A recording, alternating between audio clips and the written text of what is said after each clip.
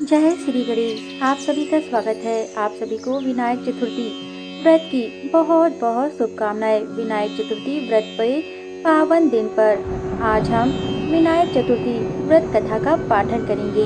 हमारे द्वारा प्रस्तुत की गई धार्मिक कथा कहानियाँ आपको पसंद आती हो तो अपना समर्थन अवश्य दें। विनायक चतुर्थी को व्रत विनायक चतुर्थी के नाम से भी जाना जाता है। इस दिन भगवान श्री गणेश की पूजा आराधना की जाती है। इस दिन भगवान श्री गणेश की पूजा आराधना करने से सभी मनोवांछित फलों की प्राप्ति हो जाती है। भगवान से अपने किसी भी मनोकामना की पूर्ति के आशीर्वाद को व्रत कहते हैं। भगवान श्री गणेश को आनंद के दाता, सुखमय दाता कहा जाता है तथा विघ्न हरता कहा जाता है। भगवान श्री गणेश की पूजा जो कोई भी पूर्ण श्रद्धा से करता है उसकी सभी मनोकामनाएं अवश्य पूर्ण हो जाती हैं। जय श्री गणेश। श्री विनायक चतुर्थी व्रत की पौराणिक व्रत कथा।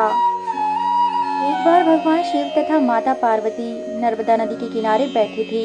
वहां माता पार्वती ने भगवान शिव शंकर से समय व्यतीत करने के लिए चौपट खेलने का आग्रह किया।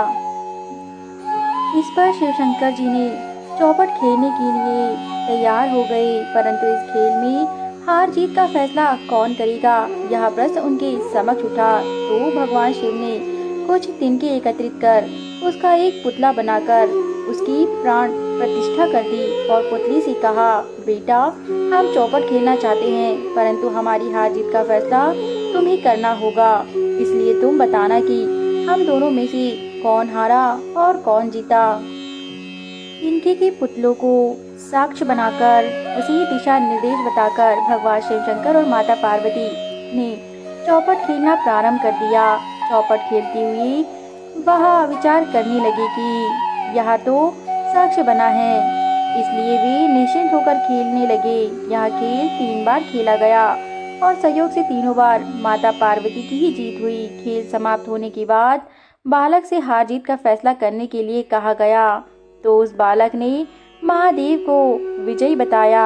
बालक द्वारा झूठ बोलने पर माता पार्वती को क्रोध आ गया तथा उन्होंने क्रोधवश कहा, हे बालक तू यहाँ पर रहेगा तथा यहाँ तेरे हाथ पांव भी काम नहीं करेंगे, तू ऐसे ही बना रहेगा। इस पर बालक ने तुरंत माता से क्षमा मांगी, विनती कर कहने लगा, हे माती यह अपराध मुझसे भूलवश हो गया। मेरी जीवा से अचानक ही यह शब्द प्रकट हो गए।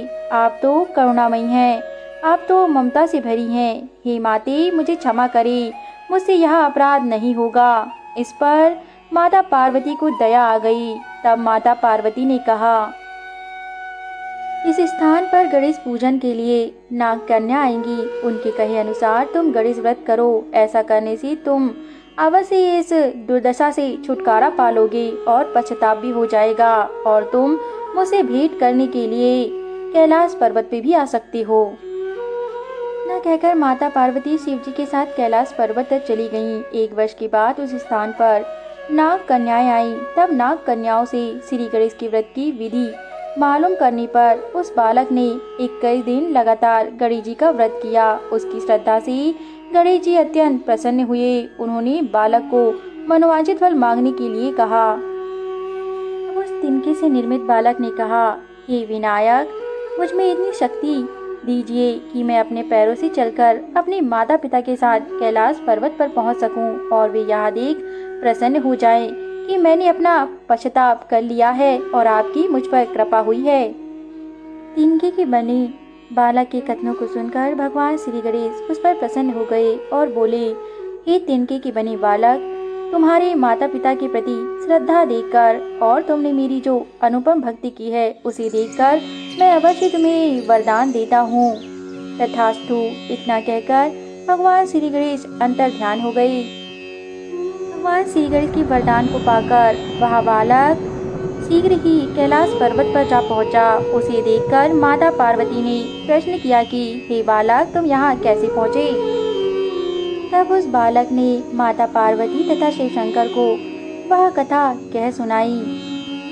यह कथा को सुनने के बाद भगवान शिव शंकर तथा माता पार्वती दोनों ही प्रसन्न हुए। माता पार्वती ने अपने पुत्र कार्तिकेय के लिए स्वयं भी 21 दिन का व्रत किया, जिससे उनके पुत्र पुनः उनके पास वापस लौट आए। इस प्रकार जो भी यह व्रत करता है उसकी सभी मनोकामनाएं अवश्य भगवान श्री गणेश संपूर्ण कर देते हैं। जय श्री गणेश। हमारे द्वारा प्रस्तुत की गई धार्मिक कथा कहानियाँ में आपकी पूर्ण आस्था हो तो हमारे YouTube चैनल को जरूर सब्सक्राइब करें और अपना समर्थन दें, ताकि हम ऐसी कुछ मोटी कथाएं लाते रहें। धन्यवाद।